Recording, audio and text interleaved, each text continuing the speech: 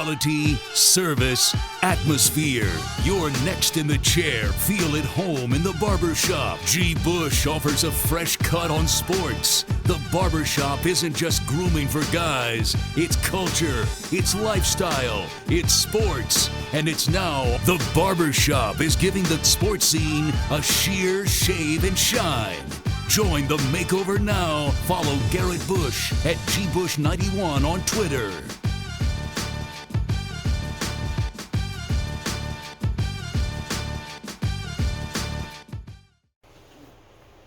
Yo, what's up, man? It's your boy G. Bush back again.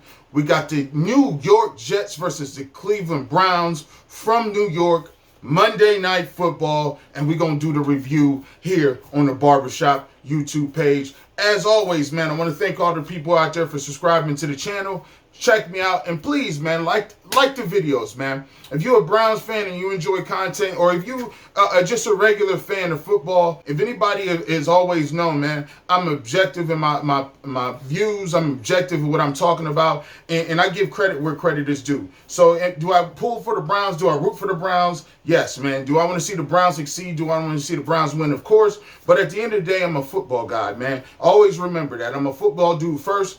And so the first and foremost, the things that I want to see is great games. And I like to break down the games in general. So you don't see me with any bias. If the Browns play terrible, they play terrible. If they play great, I'll tell you they play great. But at the end of the day, I'm going to keep it 100 either way it go. And that's what I like to hang my credibility on at the end of the day, because I am a football type guy. As always, hit that subscribe button, man. Please like the video, share the video. It don't cost you nothing for a like, man. That's it. It don't cost you nothing for a like. If you like the Barbershop apparel, we got that coming. I'll have a Shopify site up coming pretty soon. So on my show, The Barbershop today, man, and you can catch that 8 a.m. to 12 p.m., I talked a lot about some of the things that I saw from the Cleveland Browns that I just didn't like this week.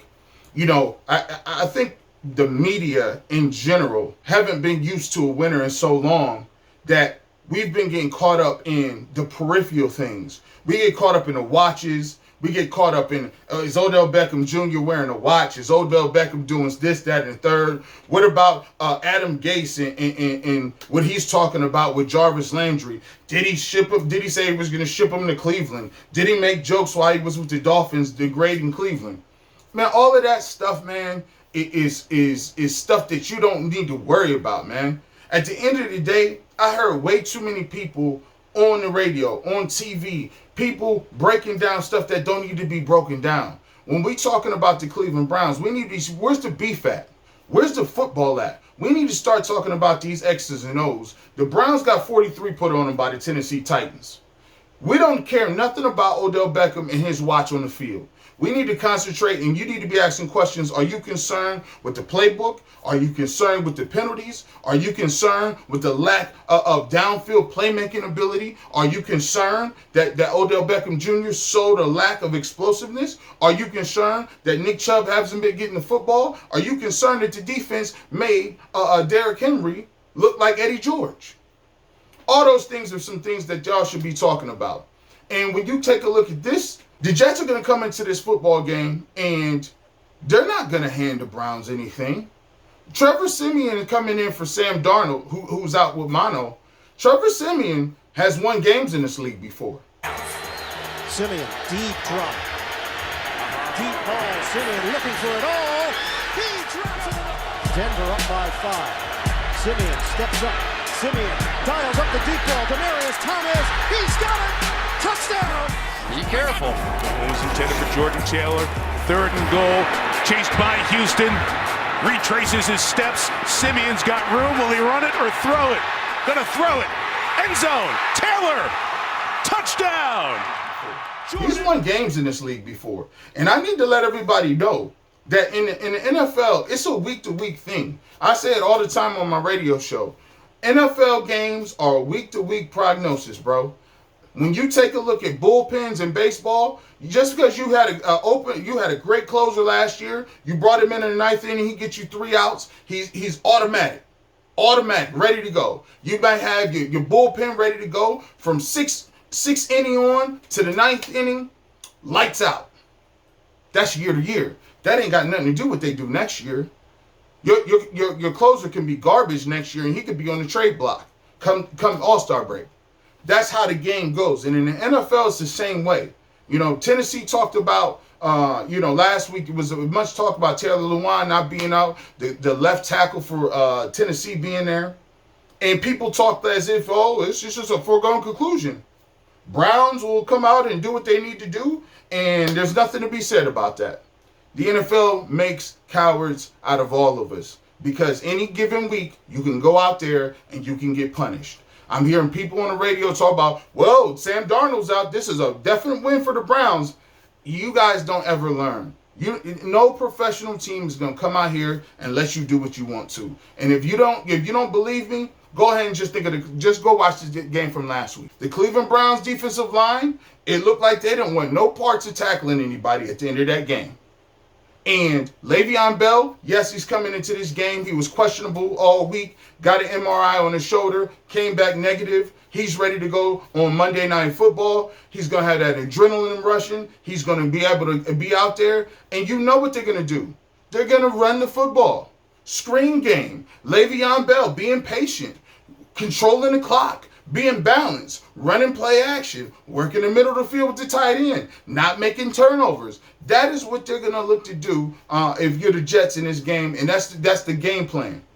And if you're the Jets, when you look at what the Tennessee Titans did, just cut, copy, and paste what they did. That's all you got to do. Cut, copy, and paste what the Tennessee Titans did, and that's your game plan going into this week. I love watching cooking shows. I love watching Gordon Ramsay. I love watching Bar Rescue. I love watching Chopped. I love watching any Hell's Kitchen. Any types of these shows where you got really great world-renowned chefs that go into people's place of business, and they try to turn these restaurants around. And most of the time, the restaurateurs are failing, they're losing money, they're hemorrhaging money, and they don't really actually know why they're losing money. How are you losing money here, there, or whatever, and they don't know why their business is going under. And so usually the chefs come in and they talk to the owner and they look at their customer service with their front of house staff. They look at the cleanliness standards. They look at whether they got the best ingredients in the food. They look at what exactly is their marketing. They look at all these things, but the number one thing that it always boils down to is the menu. Most people think that when you go into a restaurant business, you should have something for everybody. You should have a little bit of something for everybody, but that's a common misconception. When you go to a restaurant and you're a novice restaurateur and you just want to open a restaurant, it's confusing to the patrons and the customers when you're selling barbecue, sushi, you're selling Chinese buffet, you got steaks, you got hamburgers, you got French fries, then you serve vegan dishes. On top of that, you got you got carnival food, you got all kind of stuff. You're serving pasta, you're doing Italian stuff, and the customers have no clue what you are. They can't say when they talk to somebody, hey, I went to that nice restaurant. It's called the Barbershop, man. Great theme. Got barbershop stuff everywhere. They even had some night. The waitresses and waiters had little aprons they put on this. It was great. I actually thought I was getting a haircut. And somebody say, okay, well, what was the menu? What was the food talking about? And they say, actually, I don't quite know what the theme is. It was a little bit of everything. It was like a gastropub / Irish / Italian / dive bar. People are confused. As a matter of fact, studies always show when you give people too many choices, they have paralysis by analysis. They don't know, like, I got 35,000 things on this menu that I can choose from. I don't know what to pick. Oh my God. One of every dish. Oh my God. Oh my God. And they end up just picking something that they really don't enjoy. They pick something they're comfortable with. They pick something they're familiar with. And then they go away saying, that new place wasn't that great. The food was okay. It was decent. The reason the food's decent is because you have so many choices that people just go and revert to what they normally eat. They're like, give me a burger. It can't be that bad. And this is why you have to be concise. Give somebody 4 choices. These are our 2 starters, appetizers. This is our 3 or 4 entrees we gonna have. This is 2 or 3 desserts we gonna have, and this is the special. That's all we got. The menu's far too big. Yes. Yes. That has a huge impact on a number of things. Slow production coming out of the kitchen, high food costs, and more importantly, inconsistency. That's what we're working with. And people will come into your restaurant and business and be like, oh, let me try this. I think I'll take for starters, give me the salad. Second, I'll take the good steak. I'll take the ribeye. For my side, give me a risotto or and a baked potato. And then for dessert, give me the tiramisu. Easy, and then they can go away with something concise, and your kitchen can cook it. Because guess what? It's the same repetition over and over again. They know the 4 dishes they're going to cook. You can streamline it. Your sous chef can make sure that the garnish is right. Your chef can give the orders. They either know we're doing lobster or we're doing steak today. Tomorrow, it may be saying for entrees, we're going to do a surf and turf or a chicken dish. Either way, it streamlines it. And that's the same way about football. What is the identity of the Cleveland Browns in general? We don't know. Are we a run team? Are we a pass team? Are we a shotgun pass team? Are we a zone team? Do we look to establish Chubb? Are we going to, hey, we're a team that you can't stop Jarvis Landry working against linebackers and safety over the middle of the field? Are we an outside team where you got to double Beckham? Do we work with double tight end sets? We don't know. We're not working with any specific identity. And that means, as a play caller, and what Freddie Kitchens is doing, is your menu is too big. You have to pick an identity, pick a staple, and say everything that we do from the Cleveland Browns standpoint offensively is going to work off this one concept. Whether that concept is, we're going to establish Chubb, and until you stop Chubb, until you stop Nick Chubb, you're going to have a long day. And then when you do that, you can work off your play action. You can take your deep shots because they're going to have people in the box. It's relatively simple. But one thing you got to do, no matter what it is, you got to establish some sort of identity as to what you are, who you are, and what you hang your hat on. And the Cleveland Browns did not do that against the Tennessee Titans. We'll see if they can do that against the New York Jets.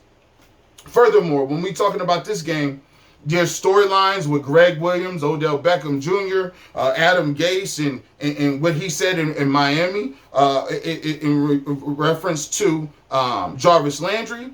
And those things are going to be a major storyline. One of the things that you got to look for Freddie Kitchens here is Greg Williams is a mastermind manipulator. Greg Williams is the #1 troll defensively in the league. Trust me, he was in Cleveland. I know him. I cover him well.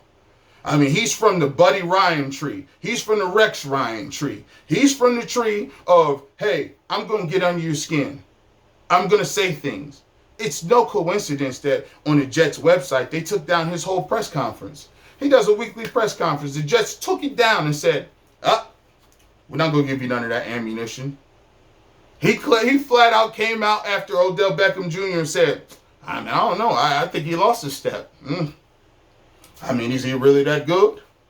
I mean, it's a shame he got hurt, but he doesn't seem like he's the same type receiver since that injury. Knowing Odell Beckham Jr. thinks that he had a bounty or a hit out on him, that's just playing into his psyche. He's playing into his mindset. Because believe this and know this, when you talk about the Cleveland Browns and when you talk about what's going on with them, the bottom line is this. Odell Beckham is going back to play in front of fans, friends, family, old girlfriends, colleagues, workers in New York. You don't think that he's going to go out there and he wants to put up 10 catches for 220 and 2 touchdowns? You don't think that he's going to be amped up and jacked up to go out there? And it's Freddie Kitchens' job to channel that energy. Because I'm here to tell you, if you don't address it this in a week, and get with him and say, hey, listen, hey, Odell, I know you're emotional, but we don't need no Josh Norman stuff. Well, Josh Norman was on him. They gave a little bit of help, and Looked like Odell Beckham came back in and took a shot on Josh Norman, and you just don't know what all has happened on each of these plays. We saw on the first possession the scuffle that took place. We don't need you going back and forth with nobody. I need you to have a controlled rage. I know you want to pick up big points. You may even need to get some plays to get them started, to get them focused. But you can't have him out there looking around and it's the third quarter, he ain't got no catches, and you might be losing. That is not a thing. That is, if you want to see somebody go off on Monday Night Football and blow up and have every prognosticator on FS1, Fox, ESPN, ABC, the whole family of haters talk about whether or not the Browns was really fakers, go ahead and have Odell Beckham lose his mind in New York on national TV. We're going to see. Freddie Kitchens, we're going to see what you're made of, because I said last week was a must-win game. This week is a must-win game. You know what the statistics say about a team that starts 0-1-2. It's a 5% chance that you make the playoffs. And on top of that, the Jets don't have their quarterback. Quinton Williams is on the injury report. Mosley is on the injury report. Adams is on the injury report. But that has nothing to do with it. The Jets, just like every other team, with Greg Williams, the Jets are going to bring pressure. The Jets are going to blitz the house. They're going to bring pressure against Baker Mayfield, and they're going to be physical. And they're going to play the same game that the Tennessee Titans did. They're going to make sure, and they're going to check your temperature. And they're going to see if you've learned anything from the first week. Are you going to be disciplined? Are you going to karate kick people, Greg Robinson? Or are you going to play within the sounds of the whistle, from whistle to whistle, and get after people the legal way? Are you going to hold people, or are you going to get after people the legal way? And I'm interested in seeing that. This is a game the Browns, on paper, should win. But we all know that the game ain't played on paper. The Browns, as far as my suggestion is, I got the Browns winning this game in a very close game. I got them winning 24-21, and a last-second field goal wins the game. But the Jets come out and play a damn good game. You've been locked in with G. Bush in the Barbershop. Feel free to take a look at some of our other videos linked here, and also subscribe to our channel so you never miss any of our updated content coming out regularly. Thanks again for listening.